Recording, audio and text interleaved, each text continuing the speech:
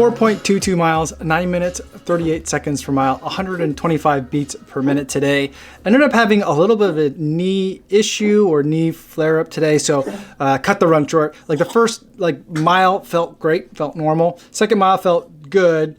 By the third mile, I was like, I'm not sure what's going on. This knee doesn't feel quite right.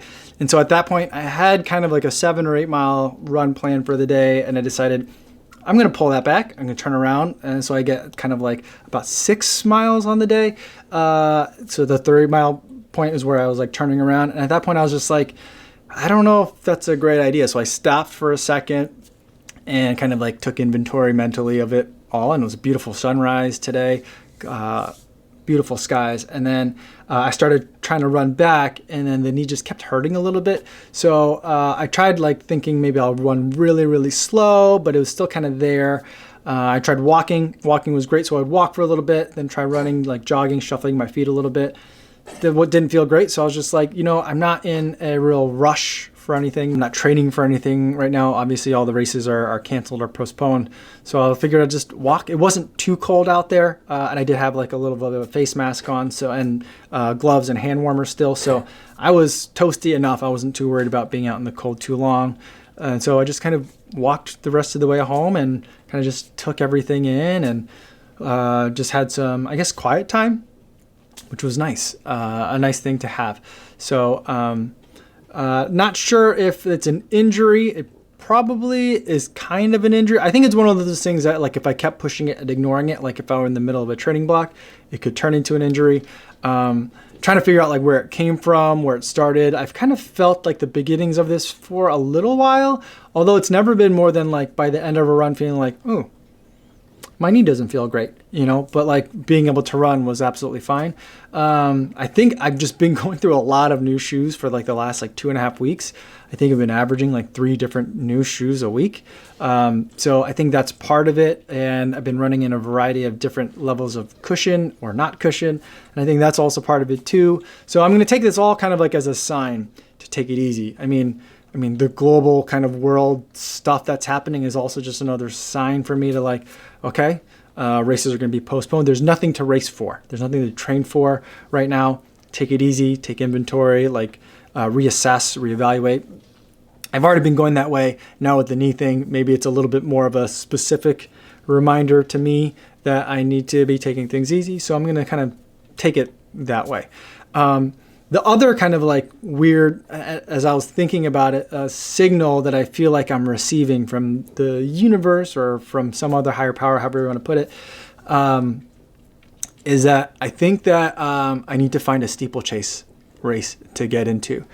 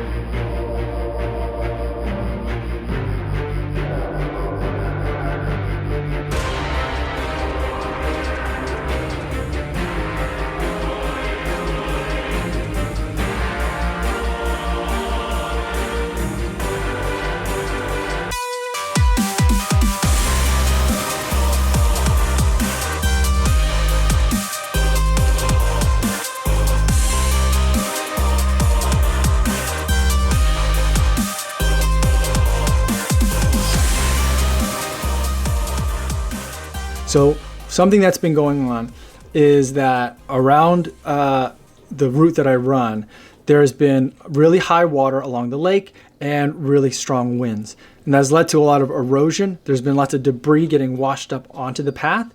The sand has overtaken large parts of the path. And so you're like running basically on the beach and not on the concrete path anymore. And on some of the bicycle path, which is a little bit further back from the water, even parts of that are getting eroded and getting water damage. Because of that, the Chicago Park District has placed these giant barriers indicating a detour that, for the most part, most people are just ignoring because the amount of space that they're detouring is really substantial. But so what I've been finding is that as I've been running, there have been these concrete barriers that everyone's been either like taking their bike over or like climbing over. And at the beginning, I would kind of like run up to it, hop up on it, climb over it, and then like get down and then continue running. But over time, I've been running past them multiple times a day, and it's gone from like hopping up on it, like slowly, carefully going around to it, to just straight running over it. And I've been treating it like it's a hurdle, a giant concrete hurdle that could really completely take out your knee if you didn't do it right, or like if you tripped, man, you're going to eat it hard. But I've been going for it. I've been going after it, and I've been enjoying it. It's just like there's like a little steeple obstacle course in the middle of my run commute or my normal daily run. So I've been kind of thinking about it. It's to the point where I've been like thinking like, all right, are there ways that like, I mean, I can compete in a marathon, I can compete in a half marathon, 5K, 10K, 10 mile. There's all these different events that I can compete in as just an amateur enthusiast. I wonder if there's a way to compete a steeple. So I've been looking it up just very briefly so far. And I was thinking, well, maybe I need to join like an AAU track team, which in the US, there's always been like these like kind of broader category of like amateur or club level like track teams that existed. And I've been, in fact, when I was in high school, I was recruited by one to compete in the Junior Olympics in the decathlon. Because in high school and in college for a little bit, I was a pole vaulter. And there weren't a lot of pole vaulters, not in New Jersey. So I was doing that. I was also competing in the high jump and long jump. And then my events were in track were the 800 and the mile. Not that I was very good in either of those. But I was like pretty much well suited for a decathlon because by my senior year, my coach had been even putting me in the 110 hurdles and the 400 hurdles, which I think the 400 hurdles is the hardest event on the track. I still think that today. It's just absolute miserable. But so I had competed in all those events. And if we had like a small dual meet where it was like us, we were a relatively small school. We had like, I think like 1,200 kids in our high school. If we were competing against another relatively small school, like I would sometimes place in like the 110 hurdles or even the intermediate, the 400 meter hurdles. So like I've done all these events. I don't have like 100 meter speed, but you know, you could run 100 meters. So I'd done all these events, and even my coach had, I think it was my high school coach that had been contacting the AAU guy, and that's how we met. I'm not sure. But even my coach at one point had me throw shot put and disc in an event. And I think I even threw the javelin once in one. We had like one dual meet where it was like at the end of the season and like the coach didn't care. And he's like, you're not running any events today. You're like just doing field events, no track, just field. So that was a really weird day. So I think he was kind of like grooming me to do this decathlon thing. And then I think at one point, I'm trying to remember, the memory's hazy. I'm gonna have to ask my dad about it. I think I did a workout at some place, and I was there, my dad was there, and I think the AAU coach was there as well. And think of it like as a club level coach, or like a travel team if you're in the US and you're used to that like kind of metaphor for like soccer or baseball or basketball, like a travel team coach. And so he and my dad were talking, and my dad is the one that said no to it. He didn't want to let me compete. I don't know if he thought it would take too much time away from school, or I don't know if he didn't realize like what AAU was, or like if Junior Olympics was like a legit thing or what. And then I think also a big part of it was a lot of the meets would require travel away from home. And my dad is a pastor. He's now retired, but like I was never allowed to not go to church on Sundays. And so like that's why I was never allowed to play football, because games were on Sundays or potentially on Sundays sometimes. Growing up as like a very young kid before like high school football, I know is on Fridays, but some of the games when you're younger than high school level are on Sundays. So that wasn't allowed. And then I think that was a part of why I wasn't allowed to compete in the decathlon. But that was my first kind of experience with AAU. My other experience with the AAU were with basketball. They're really big into basketball. So I played on a lot of AAU teams. Not a lot. Some AAU teams when I was very, very young, like before high school.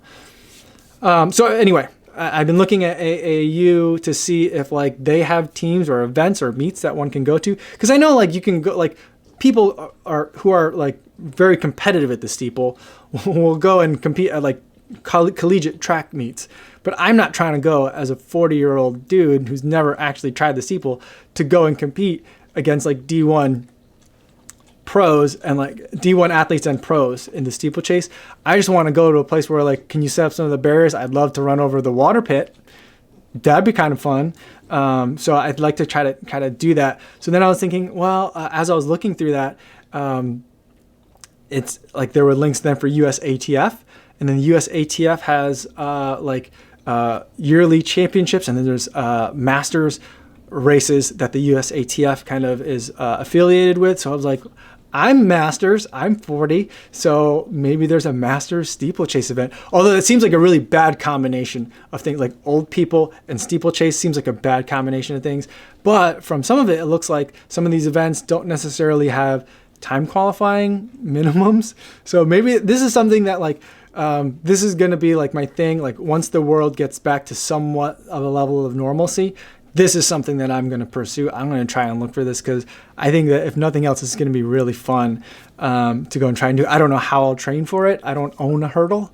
I don't know anyone that has access to a hurdle that I could practice with, or any other than these concrete barriers that the Chicago Park District has been putting up and leaving on the path to like stop people from running in certain areas, which everyone just runs in anyway. Other than that, I have really no way of training for steeple, but I think that this is something that I'm going to look into. The other ways to interpret the signs that I'm thinking that like the universe is telling me to go compete in a steeplechase race, which seems like a really very specific and obscure sign from the universe to receive. The other thing, it might be that there's a place in the suburbs near here called Steeplechase or Steeple Run. So maybe the universe is just telling me to go buy a big house. I don't know.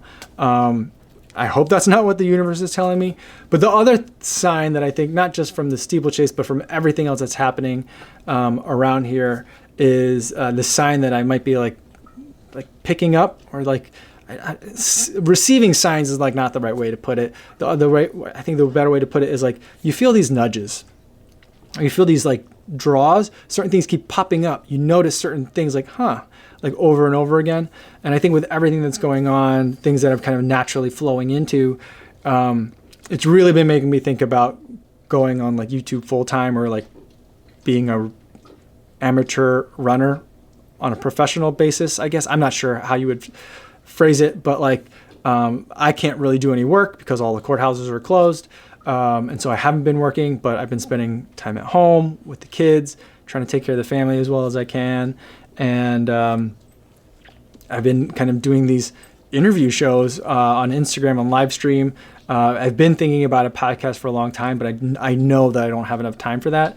But it makes me think, well, if I didn't have my job, my day job, I would have time for something like that. So, lots of different like nudges that I'm getting from the universe. The one that I'm hearing loud and clear so far is that one, I need to take it easy a little bit and relax. The other thing is that I got to investigate the steeplechase thing a little bit further, because I think that'd be funny. And then also in the broader sense, maybe think about like, I'm reevaluating work, my professional career, all those kinds of things. But those are things that are, a little bit harder to think about, or I don't like to think about them as much. It's a lot deeper of a conversation with myself and with my family to do with that kind of thing. I prefer to kind of like, let's focus on steeple, and also, I guess, resting first, but then also steeple, and see where that takes us. But that was a long ramble of a video today. When I woke up today, I was like, I don't know what I'm going to talk about, but I ended up talking about a lot of stuff. So thanks for kind of bearing with me as I go in this really long soliloquy. But ultimately, I would love to know what you guys are looking forward to, kind of like when all this stuff is over. Whether it's your race, training again, like I'd love to hear about that, because I've been thinking about that a lot in terms of what am I looking forward to. And for me right now, it's apparently steeplechase. So hope you guys are still doing well and staying safe and keeping your social distance.